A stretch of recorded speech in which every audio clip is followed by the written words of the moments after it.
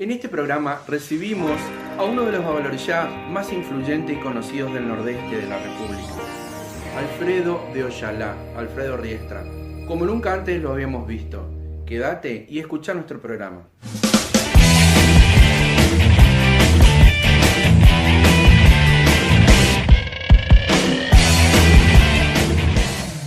Bueno, bienvenidos a un nuevo programa de Revista Afro. Hoy tenemos la suerte de tener al babalorixá Alfredo de Oyalá con nosotros, un sacerdote conocido por su trayectoria hace varios años aquí en nuestra zona y en diversas partes del país, a quien antes de comenzar, por supuesto, agradecemos mucho por su tiempo y por su predisposición para estar aquí con nosotros. Bienvenido. Bueno, muchísimas gracias por la invitación. Así que bueno, quedamos a disposición de responder las preguntas que tengan. Bueno, entonces, como solemos hacer en nuestro programa, la primera pregunta sería para conocer las raíces más bien. Y queríamos saber, tenemos la curiosidad de saber cómo llegaste a la religión, cómo llegó a la religión. A ver, vamos a hacer un poco de historia entonces. Yo nací en un 27 de diciembre del año 65 en Posadas, Misiones, acá, República Argentina. Porque seguramente esto se ve por todos lados. Bueno. Y me inicié en los estudios primarios, secundarios, en colegios netamente católicos. O sea que durante 12 años pertenecí a la religión católica en un colegio católico. Es más, llegué a ser monaguillo en ese colegio. Obviamente los padres que en ese momento eran sacerdotes, ¿no? Que eran mis profesores, no podrían creer, a lo mejor si me ven hoy en día como babalorixá. Pero bueno, las cosas de la vida te van llevando a veces a tomar otros rumbos. Yo en el año 88, el 15 de junio de 1988, por problemas familiares, mis padres, yo era hijo único en ese momento, porque después mi padre al irse a vivir a la ciudad, a la provincia de Santa Fe, al separarse de mi madre, después tiene 2 hijos más que son mis hermanos hoy, ¿no? Pero hasta ese entonces yo era hijo único y bueno, en esa separación que fue quizás un momento, yo recuerdo más o menos por la edad y demás, que él se retira de casa y no vuelve por un buen tiempo. Ahí me entero, bueno, que mi padre se habían separado y mi mamá en aquel entonces tenía 2 hermanas viviendo acá en Posadas. Y una de ellas frecuentaba lugares porque siempre le gustó todo lo que era curanderismo, por así decirlo, en algún momento, que iba y recorría a la curandera esa persona que le curaba el empacho, el mal de ojo, le tiraba las cartas. Cosa que yo me reía y en su momento decía, ¿cómo podés creer en eso? ¿Cómo vas a creer en que en unas cartas te van a decir el futuro o el pasado? Claro. Te están sacando plata, ¿no? Claro, obviamente con formación católica en 12 años y monaguillo, obviamente eso era totalmente increíble para mí, ¿no? Sí. Y bueno, mi tía le dice a mi madre, mira, vamos a buscar ayuda porque lo que está pasando en tu familia, en el seno familiar, no es normal. Acá hay otras cosas. A mi viejo le decían gringo, ese era el apodo de él. El gringo no te va a abandonar así de un día para el otro, no va a pasar esto. Bueno, y así la convenció y empezaron a ir a una señora que se llamaba Doña Eve. Era una... Acá en Posadas. Acá en Posadas, sí. Era una señora muy conocida de aquella época. Pongámosle dentro de lo que se define como curanderismo, una curandera de la época. Muy conocida, atendía muchísima gente. En ese momento estaba por calle Córdoba y a ver, ¿cuál era? San Martín, creo que era. Pucha, pleno centro. Pleno centro, sí, ella tenía, inclusive el esposo, él era mecánico, tenía en el taller mecánico, él atendía y ella se dedicaba pura y exclusivamente a eso, a atender a la gente. Y bueno, y ahí llegó mi tía, llevándola a mi madre, y se ve que se empezaron a atender porque pasaron varias semanas, meses, ¿no? Y un día mi madre me dijo, mira, dijo Doña Eve, yo estudiaba bioquímica en ese momento, en ese entonces, y era un buen estudiante. Y dice que ella se ve que en alguna de las consultas, esta doña Eve le dice a mi madre, mira, decile a tu hijo, Alfredo, que estudie más, que esta materia no está bien, que por ahí tiene mala suerte. Entonces mi madre viene y me transmite eso y yo le digo, mira, decile a doña Eve que se re equivoca porque es la materia que más sé, en la que me estoy más preparado, así que y dejá de creer en eso y bla, bla, bla. Incrédulo totalmente. Fui a rendir la materia y era la materia que yo más sabía en ese momento. Química 4, me acuerdo tan patente. Bueno, me ponen el examen, en los pupitres, ¿no? Que estábamos ahí en el aula, y parecía chino básico. Yo leía, no entendía, no sabía qué iba a responder. Se me nubló la mente. Y ahí sí me acordé tanto, imagínate en los pensamientos, ¿no? Oh, dije, no puede estar pasando esto. Bueno, igual como pude, hice la prueba. Pasaron los días. Llego a casa y le digo, vos sabés que tenía razón esta doña Eve, ¿cómo sabía? Le digo, me pasó esto, y me dijo mi madre, viste, ahora quizás a lo mejor, ahora no vas a probar, y bueno, vamos a ver, le digo, qué sé yo. Fui al otro día, me llama el profesor, me hace entrar, me dice, mira, si yo no te conociera por los parciales que hubo en el año y cómo le dedicaste, yo no diría que esta prueba no puede ser tuya. Mirá lo que contestaste, y me pasa la hoja, y yo no podía creer lo que contestaba, porque en ese momento yo sabía que estaba todo mal, y sabía las respuestas y todo, pero en el momento de la prueba era como si no se anuló, me anulé. Y ahí le dije, y sí, mire, profe, bueno, yo te voy a poner 4 porque vi el esfuerzo que hiciste, pues esta prueba no da ni para un 1, me dice, pero bueno, te la voy a probar. Y así pasé la química 4 probando eso. Entonces cuando llego a casa le digo, quiero conocerle a doña Eve. Y ahí empieza lo mío. Me lleva, me presenta, la saludo.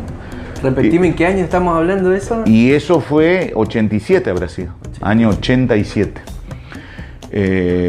Y bueno, ahí me empiezo a dar, yo iba más que nada, después empecé a ir a doña Eve, pero más que nada para que ella me explique cómo era eso que a través de las cartas con las que vos jugás el truco, ella podía ver que a vos te pasaba tal cosa o que te iba mal en esto, aquello. Y un montón de gente. Yo decía, ¿cómo puede ser que toda esta gente venga? Y bueno, y así cada tanto que ella me decía, bueno, vení a hablar si querés, vos que te gustan todos estos temas. Venía a la tarde, qué sé yo, 3 de la tarde, si tenés tiempo tal día, y vení, charlamos, tomamos un mate. Bueno, y así iba y ella me explicaba, ¿no? Y un día me llama... le llama por teléfono, en ese momento no había celulares, era todo por el teléfono de la casa, digamos, el fijo. Y me dice, va a venir mi yerno, él pertenece a una religión y a lo mejor a vos te va a gustar todo eso. En realidad yo no invito a todo el mundo, porque invito a ciertas personas que, bueno, que veo que le interesa, que les gusta. Hagamos una salvedad, perdón. Sí. En ese momento no era como ahora, ¿no es cierto? No podías...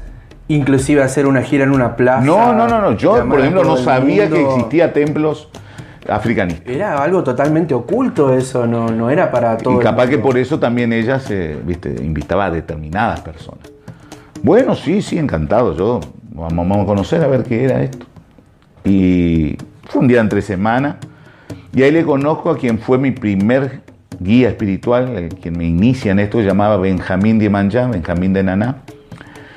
Él era de Buenos Aires, vivía en Buenos Aires. Y la señora de él, Susana de Oyalá, ambos dos ya fallecidos, era su señora esposa e hija de doña Eve. Por eso ella cada tanto lo llamaba a su yerno, a Benjamín. Él venía a posadas. Entonces ella juntaba así gente que le gustaba la religión, que se identificaba con la religión y que se hacían trabajo y consulta y aceptaba eso. Y bueno, me fui a una sesión de él. Y bueno, ahí conocí lo que era una pompallira, un caboclo, porque hizo gira, por decirlo gira, porque en realidad no era gira, no había tambor. Era simplemente él que llamaba a su entidad, llegaba, atendía las consultas, hacía descarga, todo. Y bueno, después cada uno a su casa, ¿no? Y bueno, ahí fue cuando yo, creo que la primera entidad de él que me atendió fue la pompallira, que hablamos directamente. Y me dijo, de acá a un tiempo vamos a hablar, pero de otra manera. Algo así me dio a entender. Te sentenció ya. Claro. Ay. Bueno, sí, yo leí todo bien. ¿No? fue, hablamos con él, se presentó. En ese momento, no sé, él tendría 30 años. Y bueno, él me dijo que él trabajaba en Buenos Aires, cada tanto venía unos días, porque doña Eve, su suegra, necesitaba su colaboración para ciertos trabajos, porque evidentemente hoy por hoy me doy cuenta que algunos trabajos ella podía hacer y otros no. Entonces, bueno, lo llamaba él. Y entre tantos viajes que hizo Benjamín, también venía otro pai que fue conocido aquí en esta zona, se llamaba Nené de Yangó, de San Miguel, también fallecido. Y a veces venía Benjamín, a veces venía Nené. Nené era el pai de santo, el guía espiritual de Benjamín, el babá de Benjamín, ¿no? Y bueno, a veces traía uno, a veces traía otro. También llegué a conocerlo, me invitó, ahí vino Nené, quería conocer otra. Sí, claro, yo me voy a lo de doña Eve, otra vez conozco la entidad. El Ogún, si no me equivoco, era Ogún Guerrero, el del Pai Nené de Yangó. Y bueno, ahí también me descargó, me dijo que como que a mí me gustaba todo eso y que iba a tener la oportunidad de estar más enganchado, digamos, con la religión. Por que era lo tuyo, era tu camino. Claro, algo así. Y bueno, y ahí mi madre me decía, ¿y te gustó? Fui, porque ella no quería ir. Al final ella me llevó, pero yo no quería ir. Y yo que era escéptico, no quería escalar todo, a tanto, capaz. Claro, y yo iba. Y bueno, y así eran sesiones esporádicas. Y un día viene Benjamín, estaba atendiendo, yo voy ya medio decidido y le digo, yo quiero pertenecer a esta religión, ¿se puede o no? Y sí, me dijo, se puede. Pero bueno, te tengo que explicar muchas cosas antes. Y entonces dijo, te voy a llamar a vos y a otras personas que también me pidieron lo mismo. Y ahí conozco a quienes fueron aquel entonces mis hermanos de inicio en la religión, que se bautizaron conmigo, que hasta el día de hoy creo que están. El Amay Pochi de Yangó. De Yangó, sí. El hijo de ella, Mario de Yangó. Y a ver, está Liliana de Ogún, creo que era. Tantos años. Y el esposo de ella, que era Marcelo de Yapaná. Esos fuimos los 4 que realmente fuimos bautizados en línea de santo, porque entramos en la línea de santo primero. Ahora sí, nos dijo Benjamín en ese momento, él no tenía bucios, uno no sabía, ¿no? Entonces le dice, mira, hay que hacer esto. Viene una fiesta grande, cierre de año, en Buenos Aires. Yo le voy a tomar acá como un bautismo de protección, pero a fin de año te van a juntar la plata y yo los voy a bautizar, como a afianzar otra vez el bautismo frente a mi santo en Buenos Aires, en la casa del Pai Nené de Yangó, porque yo no tengo casa todavía. Bueno, sí, todo perfecto. Entonces, el 15 de junio de 1988, yo me inicio en la religión africana, en la ley de santo, él me inicia con Oyalá, porque él le llama Nené, se ve, y él hace garbucio, y bueno, entonces le dijo, él es fulano, bueno, Fulanito Mengano, y te hace. Igual teníamos que ir allá a hacer y terminar eso, que fue en diciembre, el cierre de año, en el batuque que hacía anualmente el Pai Nené en su casa. Y bueno, y así fue, nos bautizamos esas 4 personas, nos fuimos a 5, ¿no? Nos fuimos a Buenos Aires en diciembre y ahí nos volvimos a bautizar frente a los santos. Y ahí nos iniciamos la ley Yoruba, que Nené en ese momento, el Pai Nené hacía Nagoyeye. La línea inicial mía fue Nagoyeye. Después creo que cambió el de línea que hacía. Sí, ¿no? Creo que cambió, sí. Bueno, y ya que está buena esta historia y todo lo que te llevó a pasar, contanos cómo cambió tu vida de venir de algo netamente cristiano, católico, por así decirlo, encontrar algo que te guste. ¿Cómo fue el cambio espiritual que sentiste, o el cambio en tu vida diaria? En cuanto a lo que se refiere a conocimientos, digamos, de lo que es el dogma católico, vos estás acostumbrado a un estilo de misa, que entre el sacerdote por la puerta, los manadillos por los costados, leer el libro, entregar la hostia y todas esas cosas. Claro, uno veía totalmente otra cosa, tambores, cineta, baile, traje, espíritu que llegaban y pues, claro, ¿dónde estamos, no? Pero bueno, Era lo que yo sentía, lo que me gustaba, y de a poquito, como es esto, muy de a poco uno va aprendiendo. Me acuerdo que a fin de año él nos dijo, la fiesta, que es el batuque, que uno no sabía, bueno, va a ser el sábado. Pero días antes, si ustedes pueden venir, vénganse a lo que acá le llamamos el serón de Orillá, que es el ritual donde entra el ritual neto yoruba de los santos. Cosa que tampoco tenías idea, nunca habías visto. No, nada, me estaba hablando en chino, ¿no? Bueno, pero íbamos, le digo, si total de 2 días todo podíamos, entonces nos fuimos todos en colectivo, me acuerdo, y llegamos para el serón, que fue algo... Claro. Pero a tu vida cotidiana, ¿sí? a tu interactuar con la gente, con tu mundo, con tu todo, ¿qué cambio te trajo el volver de allá después de haber visto todo eso, después de los rituales, después de recibir? Yo creo que a lo mejor uno, yo no me daba cuenta en su primer momento, ¿no? Pero, por ejemplo, mi madre y los compañeros de facultad con los que yo frecuentaba en ese momento, con los que me daba, veían que uno estaba como diferente, más light, más tranquilo, más... Porque a veces la vida normal, cotidiana del ser humano, hace que uno a veces esté estresado, esté acelerado, esté hiperactivo. Y la religión, la espiritualidad de uno te va... Por lo menos en esa parte te va tranquilizando, te va dando paciencia, te va dando inteligencia, tranquilo, ¿viste?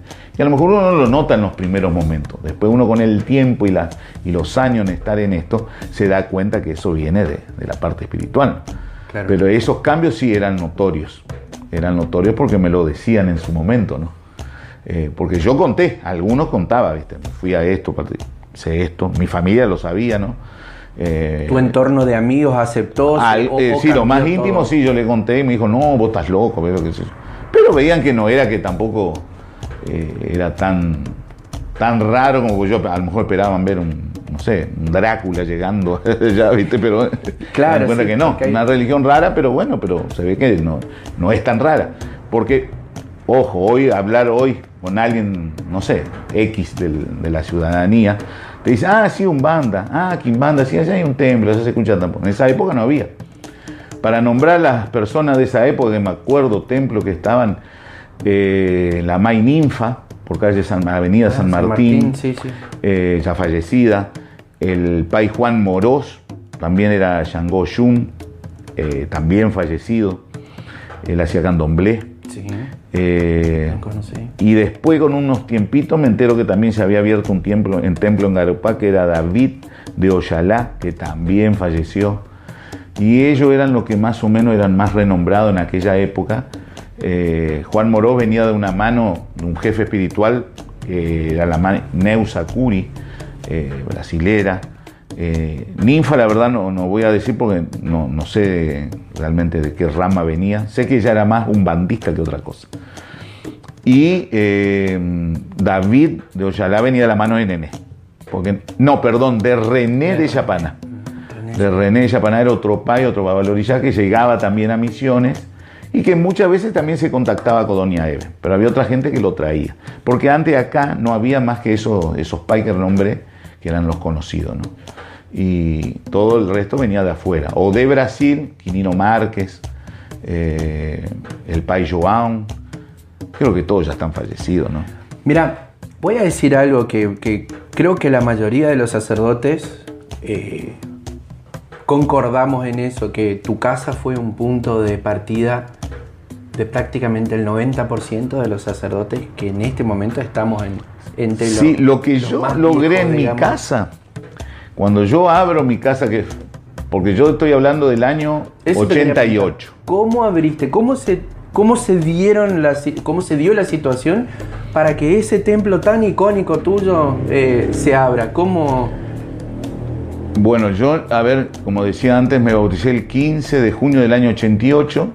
3 años estuve bajo la mano de, como se dice en religión, bajo la tutela de este babalorillá, Benjamín de Manjá.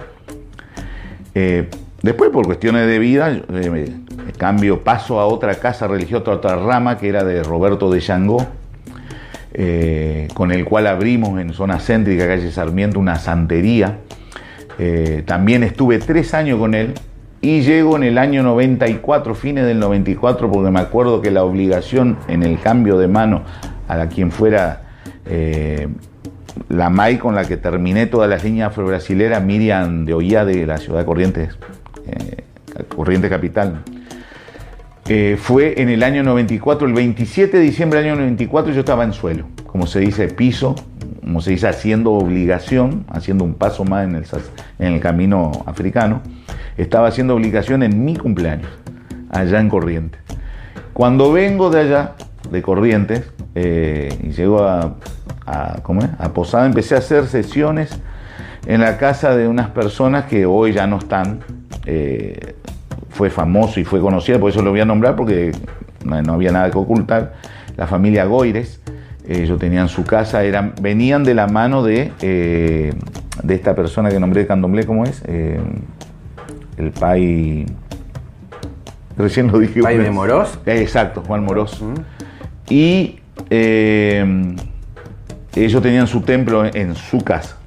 Y bueno, cuando yo llegué no tenía templo, yo tenía una amistad con ellos y me dijeron, mira, nosotros estamos trabajando en el templo, pero ya vos que tenés tu gente, porque tenía gente que me seguía, que se atendía con los pais, porque tantos años que me venían conociendo. Y bueno, si ustedes no tienen problema, no, por favor, vengan. Entonces empecé en la casa de la familia Goira a hacer las primeras sesiones. Y bueno, ahí se fue sumando gente. Empecé a armar una corriente, una línea. Y después un día dije, voy a abrir mi casa porque yo necesito también hacer los asentamientos que se necesitan para tener una casa religiosa. Y en el terreno de mi padre, el gringo Riestra, que lo nombré, tenía el famoso Paperito, que fue un comercio muy renombrado en su época, en los tiempos acá en Posada. Era un terreno muy grande y había un lugar, un sector de todo ese terreno donde él, claro, ya no existía mal ese negocio, estaba libre. Entonces yo voy a usar esta porción como para empezar acá. Ya se acondicionó con toda la gente el lugar y ahí hicimos el altar de Umbanda, la parte de Shu, de Quimbanda, y pusimos los santos y bueno, empezamos a hacer, obviamente siempre Umbanda y Quimbanda. ¿Cómo lo hacíamos? Bueno, yo tocaba el tambor primeramente y ahí venía el muchacho este que falleció también hace poco, tamborero, Sergio, que fue, creo, uno de los primeros tamboreros que tenía la ciudad de Posada y la provincia, creo, de Misiones, que venía justamente de la casa de David. De David Ollala. Entonces él venía y él tocaba para mí también. Bueno, había muchos tamboreros, ¿no? Y después en casa se empezaron a formar lo que hoy en día se pueden decir, bueno, son los tamboreros actuales de renombre, ¿no? Creo que estuvieron ya en tu programa, sí, varios de ellos. Sí.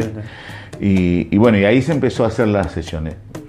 Obviamente yo le tuve que pedir permiso a mi madre, que me dijo, bueno, si es lo tuyo, si te gusta, usalo. Háganse cargo de la luz, del agua, todo, claro. Pero bueno, cada uno, ¿no es cierto? ¿Cómo te sentís? Porque realmente sos, inclusive el lugar ese, es un ícono en Posadas es una raíz, un caldo de cultivo, un lugar inolvidable del que la mayoría salió. ¿Cómo te sentís al pensar eso? ¿Qué recuerdo o qué sentimiento te trae eso? No, muy lindo, porque yo me acuerdo en esa época, era... a ver cómo lo diría. Estaba prohibido en las casas religiosas que existían el que un hijo de religión se vaya a una fiesta que hacía yo. Porque su jefe espiritual le prohibía. No se podía recorrer casas religiosas. Y los jefes espirituales prácticamente no se daban, no había conexión entre ellos. Y yo me acostumbré a lo que vi en Corrientes de mi madre de santo, más las fiestas en lo de Nené en Buenos Aires y demás. Entonces dije, vamos, yo le voy a invitar. Entonces yo personalmente fui, le invité al Pai Carlos de Bará, conocido como Flecha. Claro. Flecha, él tenía su casa abierta, había abierto, venía de la mano de Pocho de Yangó, también fallecido. Y bueno, y él se fue a una fiesta, una fiesta de Yu, una fiesta de Quimbanda. Y vino mi May de Santo con su gente de Corrientes, yo invité, fue Carlos, Luis, pero él no entró en esa fiesta, estuvo de pueblo, estuvo el Pai João, que tiene varios hijos hoy en día aquí en Posada. María Eugenia viene de la mano de él. Ella, por ejemplo, creo yo que la hija más avanzada que tuvo este país, que quedó acá hoy con casa abierta y todo. María Eugenia de Manchá, me refiero. ¿La May de Garupá? Claro, la May de Garupá. Sí. Y bueno, y así fui, David que se empezó a acercar, y a partir de ahí los religiosos se encontraban en casa, y después sí, se empezó a abrir el abanico, y las invitaciones ya me invitaban a mí, ya iba a la otra casa, y ahí se empezó a abrir. Fue como un antes y un después, claro, de eso. Obviamente las primeras sesiones en el barrio, creo que le faltaron los helicópteros, porque desde la infantería, la policía, el ejército, la prefectura me caían casi. Porque bueno, era una religión muy perseguida, y para todo el mundo era satanismo. Escuchaban los tambores, satanismo. Y bueno, pero dije, si no hay delito, digamos, y nos vamos a aguantar que la policía venga porque en realidad no había delito. Era simplemente que el vecino decían que, bueno, que eso era satanismo y todo, pero bueno, eso para la justicia. ¿Alguna anécdota que tengas que te haya pasado, que quieras contar? Sí, sesiones que en plena... Las sesiones se hacen en Quimbanda, y en las fiestas se hacían, por ejemplo, tarde. Pero por el hecho que, por más que sea sábado, la gente, bueno, mucho trabajaba, cerraban el negocio a las 8, 9, llegaban a la casa, se bañaban, 10 estaban en el templo. Entonces yo largaba siempre 10, 10 y media, 22, 22, 30 a las fiestas. Y a pesar de ser sábado, 24 a las 12 de la noche, tenía las policías golpeando la puerta. Se abre la puerta, plena sesión, y ahí eran 4 celulares. Las camionetas, en esa época se hacía la famosa racia en Posadas. Andaba la policía, todo lo que caminaba por ahí levantaban y llevaban a la comisaría. Y bueno, y ahí nos dijeron que termine la sesión, que había una queja de un vecino, y bueno, pero estaba puerta cerrada, estamos haciendo acá, no estamos molestando, es como que hacías una fiesta, todos ponían música hasta 2 o 3 de la mañana en su casa, abrían las puertas, y nosotros, porque teníamos tambores, no, era satanismo. Bueno, pero de ahí no hay un delito judicial contra el satanismo, aparte hay que demostrar que sea satanismo. Y no, a todos nos llevaron adentro. Sí, todos los integrantes, toda la comisaría, la tercera, pues le correspondía a la seccional tercera. Y bueno, algunas personas no, porque ese lugar, el templo, se conectaba con casa por detrás. Entonces, por lo menos a las personas que no éramos religiosos, que iba de pueblo a presenciar, yo le dije, vayan por casa, y bueno, claro, hacemos cargo nosotros. Claro. Y a pesar de toda esa gente siguió yendo. Viste que vos decís, bueno, ese pueblo no viene más. No viene nunca más. No, sí, seguían firmes. La famosa Bebi. No sé si te acordás de Bebi. Me acuerdo, bueno. Sí. Ella siguió yendo siempre de pueblo. Ahora, justo comentaste eso, ¿no es cierto? Y es lo que todos sabemos, que en ese tiempo, en el principio, así como decís, para la policía, para la gente, para todos, era satanismo. No había una diferencia, no sabía Claro, no, ya todo era brujería. Tambor, claro. Satanismo. Te vestías africanista, satanismo. ¿Cómo era hacer religión en ese tiempo? ¿Cómo podías luchar contra eso? Bueno, cuando tuve tantas denuncias, fue en el año 99. Yo abrí el templo el 9 de febrero, que es el aniversario, ¿no? El 9 de febrero del año 96. 9 de febrero del año 96. En el 99, durante 3 años, a mí me persiguió toda la ciudad, más o menos, haciendo denuncias. Y para el 99, a pesar de que seguían algunas que otras denuncias aisladas, porque había unos vecinos que estaban empecinados, que ya era una tendencia de religión contra religión, ya no era el ruido molesto, lo que sea, eran vecinos que estaban empecinados contra la religión, porque eran fanáticos religiosos de otra religión que no voy a nombrar. Y bueno, entonces siempre estaban haciendo denuncias. Bueno, entonces dije, vamos a hacer, porque yo leía ya que la religión era aceptada, de por sí, en un país donde hay libertad religiosa y uno en ese país acepta que una embajada ocupe parte y territorio en ese país, se está aceptando todo de esa cultura, la cultura, el arte, la religión, todo. Entonces, Nigeria tiene su embajada aquí, Sudáfrica, en Argentina, por ende, nuestra religión estaba aceptada como culto. Entonces dije, voy a estudiar la parte, porque, bueno, no había secretaría de culto en ese momento en la provincia. Entonces me contacto con Roberto Coronel, que era una persona que tenía una federación que llamaba Macta Afacta. Entonces le digo, mirá Roberto, está pasando esto, a mí me hacen una persecución religiosa, no puedo hacer sesiones libremente.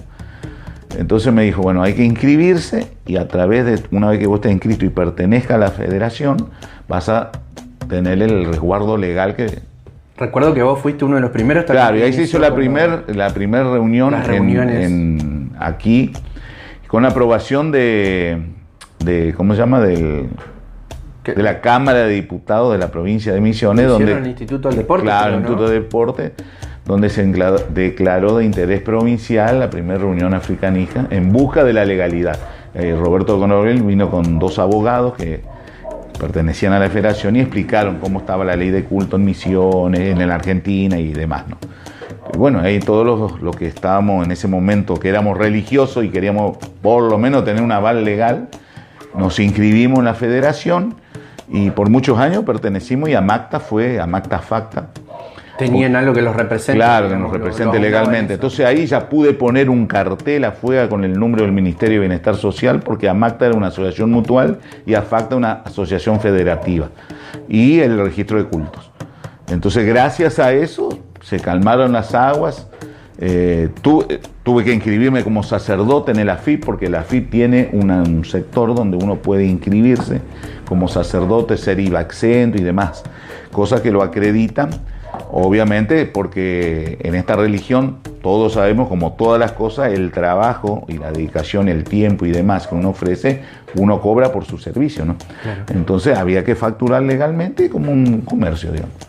Y bueno, entonces uno tenía todos los avales legales. En la municipalidad también, para que uno tenía que pagar los impuestos como... O sea que era como el único templo, o uno de los únicos, que estaban estructurados bajo leyes y bien armados como... Sí, tuve que armarlo porque si no era imposible hacer sesiones. Por la imposible porque, claro, vos tocabas el tambor, a la media hora estaba la policía ahí afuera. Es más, a mí me citaron del juzgado de falta, de la municipalidad, y el de juzgado de ley, digamos, de la ley, del juzgado, porque vino dirección, creo que se llama calidad de vida, que depende de la municipalidad, y mide los decibeles. Y supuestamente, claro, me llega la citatoria del juzgado, me fui al juzgado y me dicen, qué sé yo, por decir un número, porque no sé, 10 decibeles tomados desde el medio de la calle frente a la puerta, le marcan 5 puntos. Tendría que marcar 3. Así que tiene que pagar una multa y acondicionar el templo. Entonces ahí me dijeron, tiene que poner paneles. Ah, claro, tus puertas tenían... Claro, como si fuera una radio, claro. Paneles, telgopor, no sé, pero tiene que bajar esos decibeles. Tuve que hacer toda una reforma en la estructura del frente del templo, por eso se veía del lado adentro el panel como si fuera una radio. Y bueno, y tuvo que venir calidad de vida al medio de la calle, porque de ahí te toman, miden, y dijeron, sí, bueno, ahora sí haga las sesiones. Era difícil, era muy difícil, ¿no? Hoy ya, bueno, la gente se acostumbró, más si a lo mejor los vecinos ya te conocen y demás, ya no hay esos problemas. Pero antes sí, tenías que hacer todo ese gasto y demás para poder trabajar libremente. Mira, antes de preguntártelo, otro tipo de impacto, sé que tu vida también se separa en 2 partes en el tema religioso. Si bien en un principio vos ya conocías una línea distinta, poco conocida en ese momento acá, que es el palo, no es que dejaste, sino que transformaste y seguiste, le diste más fuerza, más dedicación al palo mayombe, siendo hoy el primer sacerdote que lo hizo acá en Misiones. ¿Qué te llevó a cambiar esto que vos conocías y decir, bueno, voy a hacer esto nuevo, que inclusive era mucho más peligroso entre comillas, era mucho más difícil porque no era de alguien de Buenos Aires, tenías a alguien de mucho más lejos que tenía que venir, y la información no cualquiera la tenía, era algo distinto, muy distinto. ¿Cómo llegaste a eso? Yo hago una fiesta de quimbanda en el año, a ver y habrá sido, pues yo empecé con el palo mayombe en el año 94. Habrá sido, 2004 quise decir. Y 2003 habrá sido la fiesta, y viene a tocar, porque era amigo más que nada de Miriam de Ollá en ese momento, el famoso alagués Raúl de Bará, que él fue uno de los primeros que venía acá, el famoso negro Raúl, que le decimos todos. Y bueno, entonces salimos a tomar un café al centro, esa mañana. Entonces me dice, vos sabés que me conocí con Yeyo. ¿Quién es Yeyo? Le digo. Yeyo es un cubano que está en Argentina y me lo presentaron y él hace palo mayombe. Y ahí, claro, yo había leído ya sobre palo mayombe. ¿En serio? Le digo, sí, yo inicié, hice Los Guerreros, porque en la línea afrocubana muchas casas, no todas, pero muchas, depende de la rama, te dicen, primero tenés que hacer Los Guerreros Yoruba, el Ewa, Ogun, Oyosi, Osun, para después sí entrar al palo. Y en otras dicen, no, son dos cosas distintas, no tiene que haber una cosa, podés hacer palo. Bueno, pero más allá de eso, él me dijo, bueno, entonces lo conocí, bueno, ahí me hice el Ewa. Y yo decía, qué lindo, ¿y cómo puedo llegar a Yeyo? Porque quiero hablar con Yeyo ahora que vos lo conoces. Encima tenía la referencia del negro. Y me dijo, y bueno, tenemos que ir, tenés que ir a Buenos Aires, organizate. Y bueno, ahí me fui con 3 personas más, que en su momento eran hijos míos de religión. Y me voy a Buenos Aires, lo contacto, porque Raúl me dice, venite a casa, quédate unos días ahí, y de ahí nos movemos para ir a lo de Yeyo. Y bueno, ahí él me lleva al templo de Yeyo, en ese momento lo conozco, cubano, Yeyo Mirrelecum, el nombre religioso de ellos, de Elba. Y bueno, me hace la tirada, la lectura del Dilogún, me santa mi santo Obatalá, bueno, me dice, pues claro, en tu ley es Oyalá, acá es Obatalá. Oyalá para nosotros es un camino del Obatalá. Y encima del camino femenino de Obatalá es Oyalá. Y coincide que Oyalá para la línea de Batuque come animales mujeres, que entonces se identifica con una energía femenina, digamos. Mira vos, bueno, pero yo quiero hacer palo, dice, palo. No me importa, claro, eso que porque vos tenías todo eso, como decir, eso que los muertos y que bla, bla. Entonces él me explicó todo y me dijo, sí, no hay problema. ¿Sí? Y ahí yo volví de Buenos Aires y volví a ir otra vez y hice el engueyo, que es el primer camino, el primer paso, digamos, de iniciación en palo. Y bueno, ahí empecé con esa línea. Pero obviamente es una línea cubana totalmente distinta, bantú, hablan otro idioma. Yo no podía, era para mí, tenía que aprender y me llevó, fíjate, hace poco estoy empezando recién a tener los primeros hijos en engueyo que pasaron más de 14 años, creo. Claro, sí, recuerdo que fue en un principio y después fue un claro, lo que pasa es que en ese momento la gente que no conoce, imagínate, cubanos que habrán dicho, son todos, viste, uno decía, viene un cubano, vos te imaginaba cara cortada, ¿cómo que se llama? Al Pacino en la película, el cubano, un narcotraficante, las armas. Y bueno, entonces decían, no, y si te hace mal, ¿a dónde lo busca el cubano? Tenés que ir a Cuba a que te ayude. Era complejo, es un miedo, ¿no? Y bueno, no había como ahora una comunicación tan sencilla, claro, fluida, sí, con internet. Claro, le hablaba ahí en el momento. No había WhatsApp. Y encima Cuba creo que no tenía ni ahí idea de lo que era internet. Sí. Y bueno, entonces me arriesgué y lo hice, ¿viste? Porque me gustaba. Y me pareció, al hablar con él, se notaba que él sabía de lo que hablaba, cómo lo hablaba, porque vos notás cuando la persona está segura de lo que hace, cómo se mueve, cómo habla de los rituales, porque más allá de que el batuque puede ser 2 orillas, mientras la santería tiene abarca los 400, por así decirlo, los 200 de derecha, 200 de izquierda, que dicen que son los orillas yoruba, ¿no?, del panteón. Vos te das cuenta que lo que se está hablando de Changó y Changó allá es más o menos lo mismo y todo, ¿no? Así que a la base estaba. Pero me di cuenta que sabía. Y bueno, me arriesgué, ¿no? Y fue el negro Raúl el que me llevó. Por si lo está escuchando. El negro Raúl tiene la culpa entonces. Sí. El país Raúl de Bará. Para no ser tan largo, ¿no es cierto? No quiero consumir demasiado tiempo tuyo. Pero, ¿cuál sería, si pudieras hacer un análisis desde tu óptica, cuál sería la visión que tenés de lo que fue la religión cuando arrancaste, ese amor que se nota del que hablas, de cada paso que diste para crecer, a lo que vos ves hoy en día con la religión, cómo se cultúa hoy por hoy? No vos específicamente, sino en esta sociedad que, por más que digas que no, sabemos que vos tenés una influencia grande y tenés un compartimiento con casi todos los sacerdotes. ¿Cómo ves el culto en su momento cuando arrancabas, la devoción que se tenía, y cómo es ahora?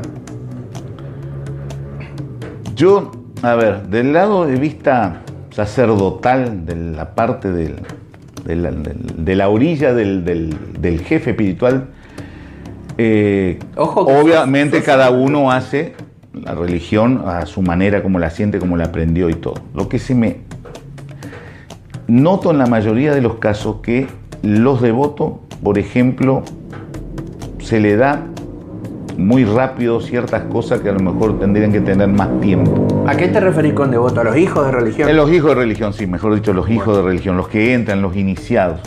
Porque a veces la persona, como antes, uno entra y le quiere hacer todo, aprender todo rápido, porque le gusta, o está aquel que está acelerado, pero sea como sea, todo lleva un tiempo. Y a veces esos tiempos, hay ciertas casas que se me hace que lo adelantan demasiado, y porque el hijo está acelerado, está apurado, lo que sea, o tiene plata y puede pagarse una obligación y comprar todo, uno le da ciertas armas, que no es que la va a usar mal, la va a usar sin saber realmente las consecuencias que puede tener para uno, para empezar para uno. Y a veces esa energía extra que uno recibe, uno no está preparado. Y ahí vienen los fracasos a veces. Y entonces después esa persona dice, no, esto no sirve, o ese país no sirve, y no es que no sirve, es que no estabas preparado para eso todavía. Pero porque el sacerdote se apura en darle esto. Yo he visto gente que antes nosotros, qué sé yo, y creo que ustedes también, realmente tener la entidad para que el espíritu, en la ley que sea, gane un cigarrillo, tenía que, no sé. Sí. Claro, tenía que volar más o menos el espíritu. Parte de las pruebas que claro, uno se cercioraba que la persona esté realmente preparada, que ya ese espíritu ya tenga una comunicación tan así firme con su medium, claro, que vos digas, bueno, sí, vamos, ya está preparado como para abrirse al mundo, a la gente, ¿no? Hoy en día por ahí vos vas a una sesión, lo ve a fulanito bautizándose, en la otra ya está la entidad en tierra, y en la otra ya tiene capa, y la otra ya está abriendo una casa, ¿viste? Claro, no, eso para mí eso está muy mal y trae las consecuencias nefastas después que...